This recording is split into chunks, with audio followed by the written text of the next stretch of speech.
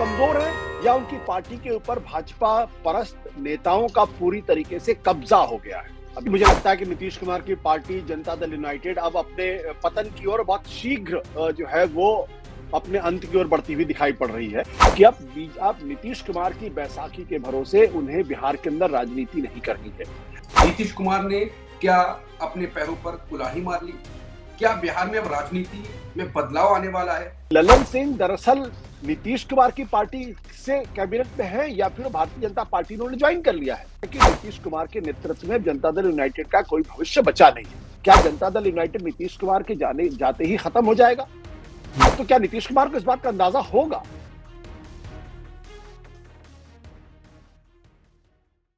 नमस्कार, मैं हूं अंकुर और आप देख रहे हैं सत्यनिधि का विशेष कार्यक्रम, खास कार्यक्रम आशुतोष की पेन नजर। कार्यक्रम में आशुतोष जी खबर की खबर लेकर असली खबर बताते हैं। अब बात खबर की करते हैं। वक्फ संशोधन विधेयक बिल था, वो तो पास हो गया, लेकिन उसके पास होने के साथ साथ ही नीतीश कुमार की राजनीति ऐसा लग रहा है कि फेल होती जा रही है। नीतीश कुमार ने उनकी पार्टी ने लोकसभा में, राज्यसभा में समर्थन किया। ललन सिंह जो बोले वो ऐसे बोले कि बीजेपी का सांसद भी वैसे नहीं बोल पाता, इतने ज्यादा मोदी के पक्ष में समर्थन में बोले। और ये भी कह दिया कि देश को मोदी ने ये संशोधन विधेयक लाकर बचा लिया है। उसके बाद नीतीश कुमार के जो पार्टी के नेता थे, वो नेता ने इस्तीफा देना शुरू कर दिया। कुछ नेता बगावत करने लगे, बयान देने लगे और वो कहने लगे कि आप पर भरोसा था वो टूट गया है, आप सेकुलर मानते थे हम आपको और आप वो अब नहीं रहे। आरजेडी ने भी इसको बढ़ चढ़कर उठाया है। आरजेडी ने पोस्टर जारी करने शुरू कर दिए और पोस्टरों में नीतीश कुमार को आरएसएस की ड्रेस में दिखाया है, यूनिफॉर्म में दिखाया है, जहां पर नीतीश कुमार आरएसएस की ड्रेस में खड़े हुए हैं और नीतीश कुमार को चीतीश कुमार नाम दिया है। ये आरजेडी ने जो आप पोस्टर देख रहे हैं, ये जो पोस्ट ट्विटर पे उसने किया है, ये कर दिया। आरजेडी के दूसरे नेताओं ने भी नीतीश कुमार का पोस्टर जारी किया और उन्होंने भी नीतीश कुमार को गिरगिट से ज्यादा तेज रंग बदलने का आरोप लगा दिया है। ये पोस्टर भी आप सामने देख रहे हैं। नीतीश कुमार पहले टोपी लगाए हुए हैं, फिर लगभग भगवा ड्रेस बीच में पहने हुए हैं और बाद में आरएसएस की ड्रेस में दिख रहे हैं। ये आरजेडी इसको लगातार बढ़ चढ़कर ऐसे पोस्टर जारी करके भुनाने की कोशिश कर रही है और ये सब तब हो रहा है जब बिहार चुनाव नजदीक है। बिहार में अभी से सरगर्मी बढ़ गई है चुनाव को लेकर और नीतीश कुमार की पार्टी सेकुलर मानी जाती थी, नीतीश कुमार सेकुलर माने जाते थे, लेकिन अब इस घटनाक्रम के बाद नीतीश कुमार ने क्या अपने पैरों पर कुल्हाड़ी मार ली? क्या बिहार में अब राजनीति में बदलाव आने वाला है और उस बदलाव का फायदा कौन उठाएगा? क्या आरजेडी और कांग्रेस उसका फायदा उठा पाएंगे या नीतीश कुमार की राजनीति फेल नहीं होगी? और क्या बीजेपी उसका फायदा उठा ले जाएगी नीतीश कुमार को खत्म करने के बाद? सवाल कई हैं और सारे सवालों के जवाब आशुतोष जी से जानेंगे और वो समझाएंगे कि बिहार में अब कैसी राजनीति में बदलाव होने वाला है। आशुतोष सर, पूरा घटनाक्रम जो मैंने बताया, क्या चल रहा है बिहार में? नीतीश कुमार का अब क्या होने वाला है? देखिए अंकुर, मुझे लगता है कि नीतीश कुमार की पार्टी जनता दल यूनाइटेड अब अपने पतन की ओर बहुत शीघ्र जो है वो अपने अंत की ओर बढ़ती हुई दिखाई पड़ रही है।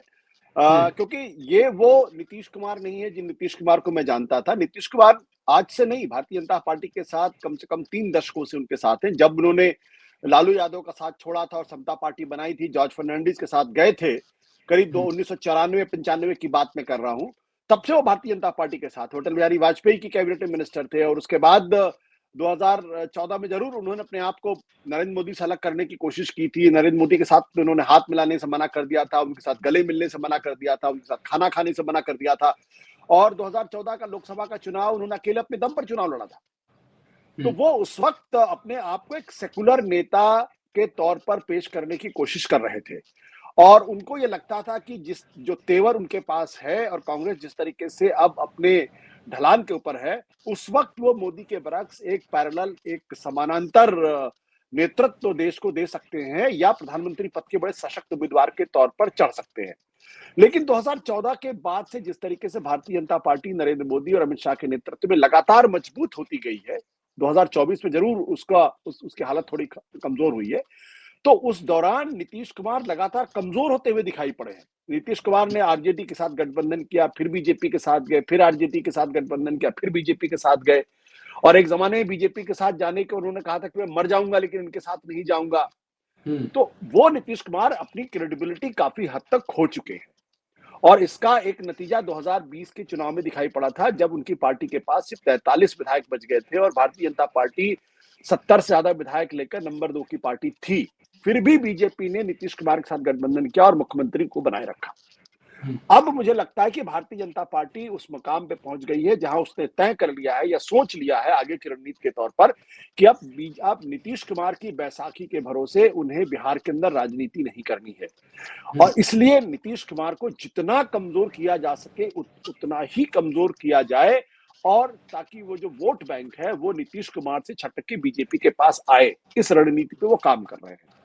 अन्यथा अगर नीतीश कुमार कमजोर नहीं होते तो नीतीश कुमार या तो वो कमजोर है या उनकी पार्टी के ऊपर भाजपा परस्त नेताओं का पूरी तरीके से कब्जा हो गया है। अभी आपने बहुत अच्छी बात कही कि ललन सिंह यानी राजीव रंजन सिंह ने, जो एक जमाने में नीतीश कुमार के बहुत करीबी दाहिने हाथ अभी भी माने जाते दाहिने हाथ, उन्होंने संसद के अंदर जिस तरीके से नरेंद्र मोदी का बचाव किया, नरेंद्र मोदी के साथ खड़े हुए, जिस तरीके से नरेंद्र मोदी का नाम ले रहे थे, मुझे तो ये जान के हैरानी हो रही थी कि ललन सिंह दरअसल नीतीश कुमार की पार्टी से कैबिनेट में है या फिर भारतीय जनता पार्टी ने ज्वाइन कर लिया है। यही नहीं, मैंने एक टीवी चैनल पर संजय झा, जो दूसरे एक बड़े करीबी नेता नीतीश कुमार का, उनका भी इंटरव्यू देखा। वहां भी वो जिस तरीके से नीतीश कुमार के बारे में बातचीत कर रहे थे, नीतीश कुमार का से ज्यादा नरेंद्र मोदी के बारे में बातचीत कर रहे थे, उससे साफ लग रहा था कि बीजेपी की जनता दल यूनाइटेड का एक बड़ा तबका आज की तारीख में नरेंद्र मोदी के साथ जाने को इच्छुक बैठा हुआ है, उत्सुक है, और देर सवेर वो उधर चला जाएगा, क्योंकि उसको ये लग गया है कि नीतीश कुमार के नेतृत्व में जनता दल यूनाइटेड का कोई भविष्य बचा नहीं है। तो एक तो ये बात स्पष्ट है कि भारतीय जनता पार्टी ने बहुत ही संयम के साथ जनता दल यूनाइटेड के नेताओं पे डोरे डाले हैं, उनको अपनी तरफ लाने में कामयाबी हासिल की है, और उसी का नतीजा ये है कि वक्फ बिल के ऊपर 12 के 12 जो हिंदू सांसद जनता दल यूनाइटेड के, वो बीजेपी के साथ खड़े हुए हैं और उनको डिफेंड कर रहे हैं। अब ये नीतीश कुमार को सोचना है कि उनकी आगे की पॉलिटिक्स क्या होने वाली है। क्या जनता दल यूनाइटेड नीतीश कुमार के जाते ही खत्म हो जाएगा या उसमें कोई उम्मीद बची है? मुझे तो नहीं लगता कि जनता दल यूनाइटेड नीतीश कुमार के जाने के बाद बच भी पाएगा, और मुझे तो ये भी लगता है कि हो सकता है अगले विधानसभा चुनाव आने तक जनता दल यूनाइटेड में दो फाड़ हो जाए, और दो फाड़ ऑलरेडी दिखाई पड़ रहा है कि जिस तरीके से जो मुस्लिम नेताओं ने इस्तीफे देने शुरू किए हैं, तो ये जो बीजेपी जो पोलराइजेशन करना चाहती थी वक्फ बोर्ड के माध्यम से कि मुस्लिम नेता एक तरफ चले जाए, हिंदू नेता एक तरफ चले जाए, हिंदू समाज एक तरफ दिखाई पड़े, मुस्लिम समाज दूसरी तरफ दिखाई पड़े, उसमें वो अभी तक बिहार में पूरी तरीके से कामयाब नहीं हुए थे, लेकिन अब लगता है उनको कामयाबी मिल सकती है। तो वैसे में नीतीश कुमार का भविष्य मुझे कोई बहुत उज्जवल दिखाई नहीं पड़ता है, और हो सकता है विधानसभा चुनाव आते आते नीतीश कुमार की पार्टी में दो फाड़ हो जाए। अगर नीतीश कुमार या तो आंख बंद करके बीजेपी की सरपरस्ती स्वीकार कर ले, नहीं तो उनकी पार्टी टूटनी तय है और उनकी पार्टी का खत्म होना तय है। मतलब आप ये कह रहे हैं कि नीतीश कुमार की पार्टी को जो खत्म करेंगे वो मोदी होंगे, बीजेपी होगी, दो फाड़ तो वही कराएंगे। बिल्कुल, इसमें कोई दो राय नहीं। देखिए, अगर आप 2020 के विधानसभा चुनाव को भी अगर आप ध्यान से देखें तो बीजेपी के कहने पर चिराग पासवान ने नीतीश कुमार की पार्टी को कमजोर किया था। जिस तरीके से चिराग पासवान ने, जो अपने आप को मोदी जी का हनुमान बताते थे, तो वो तो खुलेआम नीतीश कुमार के खिलाफ बयानबाजियां कर रहे थे, खुलेआम उनके कैंडिडेट के खिलाफ उन्होंने कैंडिडेट लड़ाए थे। तो इस वजह से 43 सीटें आई और नीतीश कुमार कुछ नहीं कर पाए, और नीतीश कुमार वाकई में कुछ नहीं कर पाए। तो क्या नीतीश कुमार को इस बात का अंदाजा होगा कि उनकी पार्टी को खत्म करने की कोशिश या उनकी पार्टी में दो फाड़ करने की कोशिश भारतीय जनता पार्टी करेगी? और क्यों नहीं भारतीय जनता पार्टी को करना चाहिए? भारतीय जनता पार्टी जब उड़ीसा में अपने बल पर सरकार बना सकती है, दिल्ली में अरविंद केजरीवाल को हरा सकती है, तो बिहार के अंदर वो अपने बल पर सरकार क्यों नहीं बना सकती? वो तभी बनाएगी ना जब अपने स्तर पे कोशिश करेगी। उसने बिहार में, उसने उड़ीसा में कोशिश की, वो जीते। उन्होंने दिल्ली में कोशिश की, वो जीते। अगर यहां भी बैसाखियों का सहारा लेकर चलते तो शायद नहीं होता। तो उनको आज की तारीख में क्यों नीतीश कुमार की बैसाखी चाहिए? क्योंकि बिहार, एक बात ध्यान रखिएगा, पूरे उत्तर भारत में भारतीय जनता पार्टी अपने बल पर सरकार बना रही है या बनाने की स्थिति में है। बिहार अकेला राज्य है उत्तर भारत में जहां पिछले 20 साल से नीतीश कुमार भारतीय जनता पार्टी को अपने आगे पीछे दाएं बाएं घुमा रहे हैं, जबकि आज की तारीख में उनकी पार्टी बहुत कमजोर है, टूटने के कगार पे है, और फिर भी वो चाहते हैं कि 2025 के विधानसभा चुनाव के बाद भारतीय जनता पार्टी उनको मुख्यमंत्री मान ले। क्यों मान ले भाई? 20 साल तक बीजेपी ने नीतीश कुमार को मुख्यमंत्री माना, तो क्या आज बीजेपी को पलट के नहीं कहना चाहिए कि अगर चुनाव हम जीतते हैं, अगर हम जीतते हैं, एनडीए जीतता है, तो आप मुख्यमंत्री हमारा क्यों नहीं बनना चाहिए? आप क्या पट्टा लिखा के आए हैं? आपने कोई एफिडेविट दे रखा है? आपने कोई कसम खा रखी है कि बीजेपी तो बड़ी पार्टी हो, चाहे कितनी भी बड़ी पार्टी होती रहे, लेकिन वो नीतीश कुमार को मुख्यमंत्री बनाने की क्यों भाई? कौन से सुर्ख आपके पर लगे? तो बीजेपी निश्चित तौर पर कोशिश करेगी, या तो नीतीश कुमार पूरी तरीके से सरेंडर कर दे, और वक्त बिल में उन्होंने पूरी तरीके से सरेंडर कर दिया, नतमस्तक है पूरी तरीके से, या वो पूरी तरीके से बीजेपी की सरपरस्ती स्वीकार कर ले, नहीं तो उनकी पार्टी टूटेगी और वो पार्टी खत्म होगी। बिल्कुल, और अगर जेडीयू टूटेगी तो उसका जो वोटर है उसका आरजेडी और कांग्रेस को भी फायदा होगा, वो भी तो फायदा उठाएंगे, मजबूत होंगे। आरजेडी इसी हिसाब से भी एक्टिव है और कांग्रेस भी एक्टिव है। जनता दल यूनाइटेड ने 2014 का जो लोकसभा का चुनाव था, अपने बल पे चुनाव लड़ा था। 40 सीटों में से 2 सीटें वो जीत पाए थे, सिर्फ 2 सीटें। आप सोचिए, 16% वोट उनको मिला था। भारतीय जनता पार्टी ने अपने छोटे मोटे दलों के साथ गठबंधन करके चुनाव लड़ा था और उनको 22 सीटें मिली थी। 22 सीटें बीजेपी ने जीती थी अपने बल पे बिहार में, और तकरीबन 30% वोट उनको मिला था।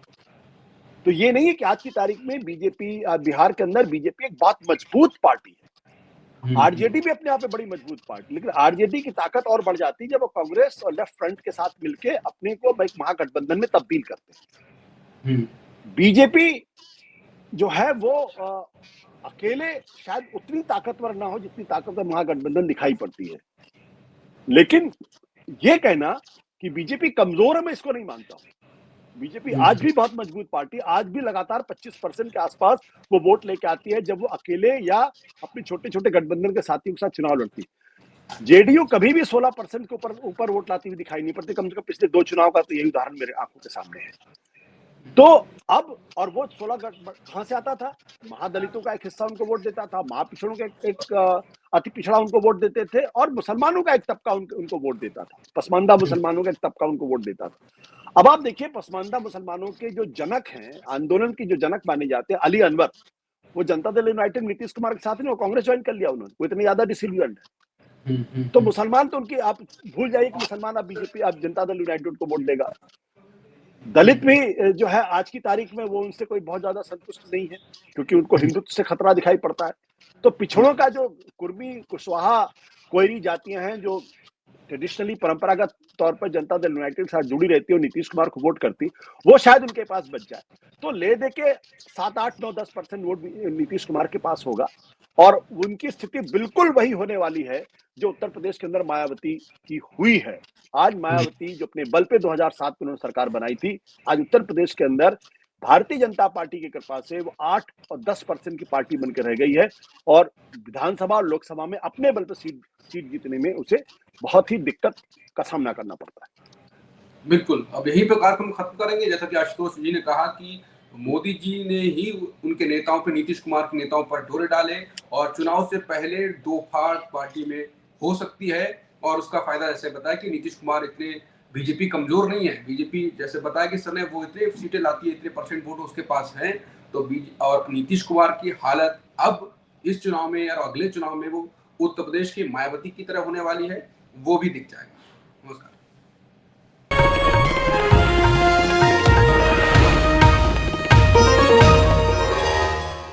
Copyright disclaimer under Section 107 of the Copyright Act 1976. Allowance is made for fair use for purposes such as criticism, comment, news reporting, scholarship, and research. Fair use is a use permitted by copyright statute that might otherwise be infringing.